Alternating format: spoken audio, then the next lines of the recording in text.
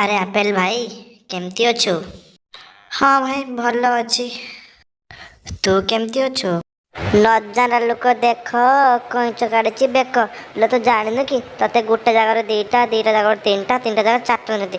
ମତେ ସେଇ ଗୋଟେକୁ ବି କେହି ପଚାରୁନାହାନ୍ତି। ମୁଁ ସେଇ ଗୋଟେ ଜାଗା ରହି ରହି ରହି ରହି ପଚି ସଢ଼ି ଯାଉଛି। ତାପରେ ଯାଇ କୋଉ ନାଳ ନର୍ଦ୍ଦମା ଭିତରେ ପଡ଼ିଛି। ତୁ ସେ ଯାଇକି ସବୁ ଫ୍ରିଜ୍ ଭିତରେ ରହୁଛୁ। ମୋର ଭାଗ୍ୟ ଅଛି ସେଇ ନାଳ ନର୍ଦ୍ଦମା ଭିତରେ ଆଉ।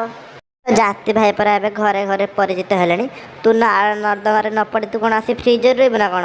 ତୁ ଏବେ ନାଳ ନର୍ଦ୍ଦମାରେ ଯା ପଡ଼ିବୁ ଯା, ଏବେ ଆଉ ଆସିବୁନି ଘର କତିକି। ଏଇନା 6 ମାସ ଯା ନାଳ ନର୍ଦ୍ଦମାରେ ପଡ଼ିବୁ। ହଁ ନା, ତୋର କହିତେ ହେଲା କହିବୁନି କି? ଯାହା ହଉ କହ କହ, ଭଲ ସୁବିଧା ପାଇଛୁ ଏବେ କହ କହ। ଯାହା ମତେ ଦିନେ ତ ଡାକୁନି ତୋ କତିକି ଯିବା ପାଇଁ। ହେ ଚୁପ୍ କର। ତତେ ଆଣି ମୋ ପାଖରେ ରଖିବି ଅପରଛିନି ନୁଙ୍ଗୁରି, ଯା ଏଠୁ। ମୁଁ ଏଠି କେତେ ଶାନ୍ତିରେ ଫ୍ରିଜରେ ରହିଛି, ତୁ ଆସି ମୋ ପାଖରେ ରହିବୁ? ଛି, କ'ଣ କହିଲୁ ମୁଁ ନୁଙ୍ଗୁରି? ଆନେ ଆଣି ମୋ ପାଖକୁ ଆନି, ତୋ ହାତକୁ ନ